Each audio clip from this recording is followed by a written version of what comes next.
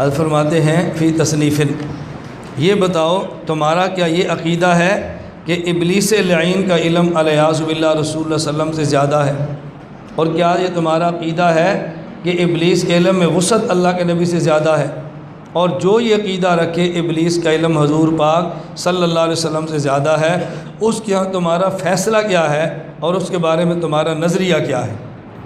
الجواب: قد سبق منا تحریر هذه المسألة ان النبی صلی اللہ علیہ وسلم عالم الخلق علی الاطلاق بالعلوم۔ حضرت فرمانے ہمارا عقیدہ اور ہمارا نظریہ یہ ہے کہ نبی کریم صلی اللہ علیہ وسلم کے پاس کائنات میں سب سے زیادہ علم ہے، اور جس کا یہ عقیدہ ہو کہ کسی شخص کا علم اللہ کے نبی صلی اللہ علیہ وسلم سے زیادہ ہے، ہمارے ہاں وہ کافر ہے اور دائرہ اسلام سے خارج ہے۔ ہمارا عقیدہ یہی ہے جو ہم نے آپ کو بیان کر دی ہے۔ اور یہ کیسے ممکن ہے کہ ہمارے بزرگوں میں سے کوئی بزرگ اپنی کتاب میں یہ مسئلہ لکھ دے کہ نبی پاک صلی اللہ علیہ وسلم سے زیادہ کسی کا علم ہے، اور حتیٰ کہ ہم یہ لکھ دیں کہ ابلیس کا علم اللہ کے نبی سے زیادہ ہے؟ ہم اس کا تصور بھی نہیں کر سکتے کہ کسی نے آپ کو انتہائی غلط بات بتائی ہے۔ اگلی بات حضرت نے فرمائی جو سمجھنے کی ہے، فرمایا ہاں یہ ضرور ہے کہ دنیا میں کوئی گندی سے گندی، گھٹیا سے گھٹیا چیز ایسی ہو کہ جس کی طرف اللہ کے نبی التفات نہ فرمائیں، آپ کی شان کے لائق نہیں ہے، اور وہ ابلیس کی حیثیت کے مطابق ہے، ابلیس اس پہ توجہ کرے اور ابلیس اس کی معلومات حاصل کرے، اور اس کی معلومات اللہ کے نبی کے پاس نہ ہوں، تو اس کا معنی یہ نہیں ہے کہ ابلیس اکمل، عالم اور افضل ہے، اور اللہ کے نبی کے پاس چونکہ اس بات کا علم نہیں ہے لہذا اللہ کے نبی کا مقام کم ہو گیا ہے۔ فرمایا اس کی مثال بالکل ایسی سمجھو کہ جیسے ایک متبحر، مدقق اور بہت جید عالم ہے، اور ایک چھوٹا سا بچہ ہے۔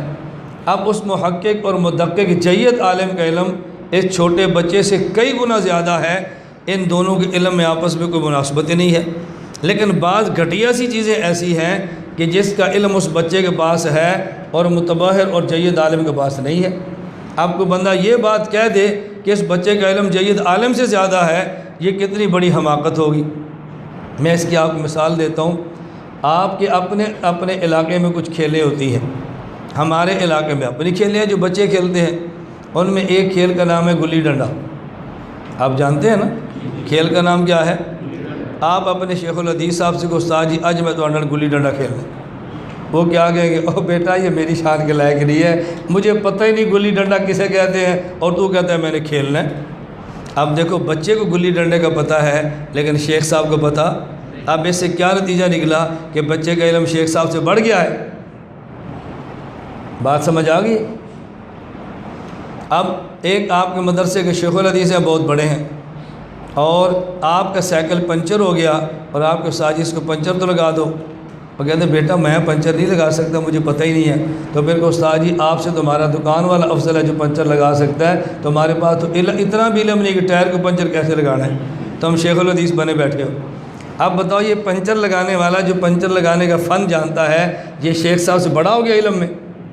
حضرت فرماتے ہیں اسی طرح اگر ایک گندی چیز کا علم اللہ کے نبی کے پاس نہ ہو، ابلیس کے پاس ہو، تو ہم یہ کہتے ہیں فلاں بات کہ ابلیس کو پتہ ہے حضور کو نہیں پتہ، تو اس کا معنی یہ نہیں ہے ابلیس کامل ہے، الیاذ باللہ اللہ کے نبی ناقص ہے۔ اس کی اب حضرت نے کئی مثالیں دی ہیں۔ ایک مثال جو میں نے بچے والی دی ہے، دوسری مثال حضرت سلیمان والی کہ ایک بات کا ہدہد کو پتہ تھا اور سلیمان علیہ السلام کو پتہ نہیں تھا۔ سلیمان علیہ السلام کو پتہ تب چلا جب ہدہد نے بتایا۔ اب جب تک سلیمان علیہ السلام کو اس واقعے کا پتہ نہیں تھا تو کوئی بندہ کہہ سکتا ہے کہ ہدہد کا علم زیادہ ہے کیونکہ فلاں واقعے کا علم سلیمان علیہ السلام کو نہیں ہے۔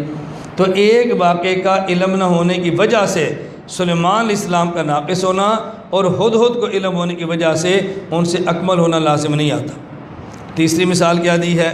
فرمایا افلاطون اور جالینوس ان جیسے اور بڑے بڑے حکیم ہیں۔ اب ایک علم ایسا ہے جو گٹر کے گندے کیڑے کے پاس ہے اور جالینوس کے پاس نہیں ہے۔ اب یہ جو گٹر کا پخانہ ہے اس کو کھائیں تو مزہ کیسا آتا ہے، یہ جالینوس کو پتہ ہے یہ کیڑے کو پتہ ہے؟ بتاؤ کیا مزہ آتا ہے، کس کا پتہ ہے اس کو؟ جالینوس کو پتہ ہے کیڑے کو۔ اب کو چونکہ اس گندی غذا کا ذائقہ کیفیت، اس کی قسم کیڑا جانتا ہے، لہذا یہ جعلی نوس ناقص ہے، اور کیڑے سے بھی گیا گزرا جس کو یہ بھی نہیں پتہ گند کھانے کا مزہ کیا ہوتا ہے۔ ہم کہیں گے خدا کا بندہ، اس کے ذمے کو گند کھانا ہے، جالونس کے ذمے کو گٹر ہے، کوئی غلاظت کی بو سونگھنا ہے، اب کیسی بات کرتے ہو؟ میری بات سمجھ آ رہی ہے؟ تو اس طرح جعلی نوس کا مقام کم کیڑے سے نہیں ہوتا، سلیمان علیہ السلام کا مقام ہدہد سے کم نہیں ہوتا، اور اسی طرح عالم کا علم اور مقام اس چھوٹے بچے سے کم نہیں ہوتا، اور کوئی گندی اور غلیظ چیز کا علم ابلیس کے پاس ہو اور رسول اللہ صلی اللہ علیہ وسلم کے پاس نہ ہو تو اس سے لازم نہیں آتا کہ ابلیس کا علم زیادہ ہے علیہ باللہ اور نبی پاک صلی اللہ علیہ وسلم کا علم ان سے کم ہے، اس کا معنی ہرگز نہیں ہے۔ جواب سمجھ آ گیا؟ آگے حضرت نے بات فرمائی ہے کہ دیکھیں ہمارے علاقے ہندوستان کے جو اہل بدعت ہیں، جو کہتے ہیں کہ حضور پاک علم ابلیس سے بھی زیادہ ہے، وہ دلیلوں میں کیا باتیں پیش کرتے ہیں اور اس جھگڑے کو نمٹاتے کیسے ہیں؟ وہ کہتے ہیں رسول اللہ صلی اللہ علیہ وسلم ابلیس سے افضل ہے، اور جب ابلیس سے افضل ہیں تو ابلیس والے سارے علوم بھی حضور کو آئیں گے نا، یہ کیسے ہو سکتا ہے؟ افضل تو ہوں لیکن ابلیس کے علم نہ آتے ہوں؟ تو نبی پاک صلی اللہ علیہ وسلم کا ابلیس سے افضل ہونا اس بات کی دلیل ہے کہ ابلیس والے سارے علوم بھی آپ کے پاس ہیں، یہ قیاس کرتے ہیں۔ حضرت مولانا سہارنپوری فرماتے ہیں کہ یہ قیاس بالکل غلط ہے، قیاس غلط ہے، اس کی آگے وجہ بیان فرمائی ہے۔ فرمایا ایک وجہ یہ قیاس فاسد ہے، قیاس مال فارغ ہے، اور کوئی نص اس پر موجود نہیں ہے کہ ابلیس والے سارے علوم رسول اللہ صلی اللہ علیہ وسلم کے پاس ہیں۔ اس پہ نص تو ہے کہ اللہ کے نبی کائنات کی ساری مخلوق سے افضل ہیں، لیکن ابلیس والے سارے علوم بھی آپ کے پاس ہیں، اس پر کوئی نص نہیں ہے۔ اب حضرت فرماتے ہیں آپ بتاؤ اللہ ترى ان کل مؤمن افضل و اشرف من ابلیس، تمہارا کیا خیال ہے؟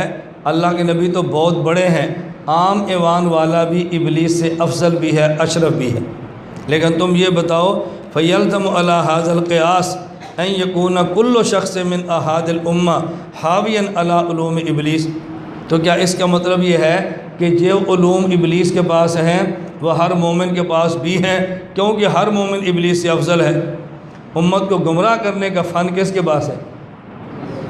امت کو گمراہ کرنے کا فن کس کے پاس ہے؟ ابلیس کے پاس، ہر مومن کے پاس ہے، تو پھر مومن افضل ہوا، ابلیس افضل ہوا؟ حالانکہ ہمارا عقیدہ ہے کہ مومن ابلیس سے افضل ہے، لیکن اس کا معنی یہ کہ ہر مومن ابلیس کے سارے علوم کو بھی جانتا ہو کیونکہ افضل ہے۔ کہتے ہیں یہ بات تو ٹھیک نہیں ہے، تو ہم کہتے ہیں نبی پاک کے بارے میں یہ بات آپ کیوں کہتے ہیں کہ ابلیس والے سارے علوم حضور کے پاس ہیں صلی اللہ علیہ وسلم؟ دوسری مثال دی جو پہلے بھی گزری ہے، سمجھانے کے لیے مثال دی کہ دیکھو سلیمان علیہ السلام ہدہد سے افضل ہے، لیکن جو ہدہد کو جس بات کا علم تھا حضرت سلیمان کو علم نہیں تھا، تو کیا حضرت سلیمان کے افضل ہونے کی بنیاد پہ یہ کہنا کہ جو بات ہدہد کو معلوم تھی سلیمان علیہ السلام کو پہلے سے معلوم تھی کیونکہ افضل ہیں، یہ بات غلط ہے۔ اس لیے کہ ہدہد کہتا ہے انی احطت بما لم تحط بہ، میں ایسی چیز بتا رہا ہوں جس کا علم آپ کے پاس نہیں ہے۔ تیسری مثال کیا دی؟ فرمایا افلاطون اور جعلی نوس یہ دونوں، یہ دیکھو گٹر کے گندے کیڑوں سے افضل ہیں، لیکن اس کا معنی یہ ہے کہ جو مزے، جو ذائقے، جو نجاست کیفیات گٹر کا گندا کیڑا جانتا ہے وہ جعلی نوس کو بھی معلوم ہے اور وہ افلاطون کو بھی معلوم ہے، کیونکہ ان سے افضل ہیں۔ کہتے ہیں نہیں، تو ہم کہتے ہیں اگر افضل ہونے کی بنیاد پہ مفضول کے سارے علوم کا معلوم ہونا ضروری ہے تو پھر گندے کیڑے کو جس طرح نجاست اور غلاظتوں کے ذائقے کا پتہ ہے افلاطون اور جعلی نوس کو بھی معلوم ہونا چاہیے، حالانکہ کوئی بھی اس کا قائل نہیں۔ تو حضرت فرماتے ہیں ہم نے مسئلہ یہ لکھا ہے، یہ مسئلہ نہیں لکھا جو انہوں نے آپ کو بتایا ہے، آپ کی غلط ذہن سازی کی گئی ہے۔